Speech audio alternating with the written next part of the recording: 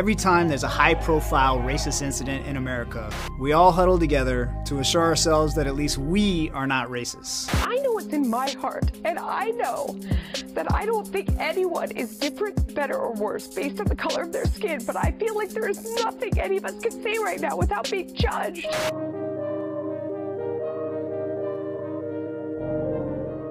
Practically speaking, we can never agree to identify people as racists unless we're discussing a Klan member or neo-Nazi.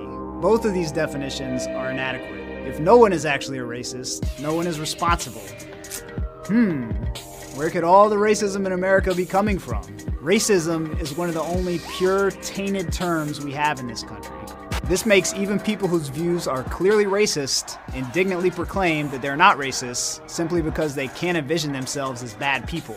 This is ridiculous. We should have an operating definition of racism that's practical. The requirement that nobody be branded a racist unless we're able to magically peer inside their heart and find a tiny, stomping, white-hooded little devil is absurd. Look around. America's full of racism. America was built by slaves. Our parents were alive during a time of legal racial segregation. America is still racially segregated and racially unequal. That does not happen by accident. If we can easily spot the racism, we can just as easily spot the racists. The racial wealth gap is the most useful statistic with regards to race in America. It does not require any heart peering, and the math is shameful. The median white household has about 13 times more wealth than the median black household. 13 times more. That's what happens when you enslave a group of people, profit off their labor for hundreds of years, legally disenfranchise and oppress them for another century or so, and fail to do anything meaningful to rectify the outcome of all that. This is the bill for America's history of racism. It doesn't matter how many discriminatory laws you change.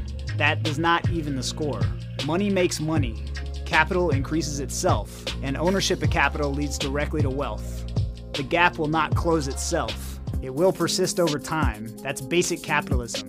You have to do something to close the racial wealth gap. And closing the gap is a moral imperative. It's the most meaningful, straightforward way to measure our racial progress. Its persistence is a national disgrace. It's a debt that we have failed to pay. Fortunately, the remedy to this problem is straightforward.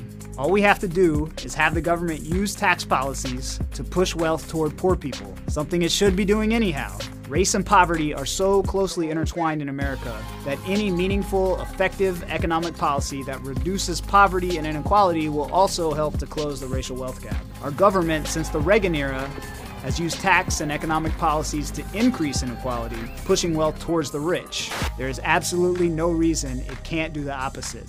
White America stole Black America's wealth, and we still have it. We need to give it back. That's kindergarten level fairness. If you're not at the very least voting to move towards that goal, you are in effect supporting racism. That is what a racist does, and that is what a racist is.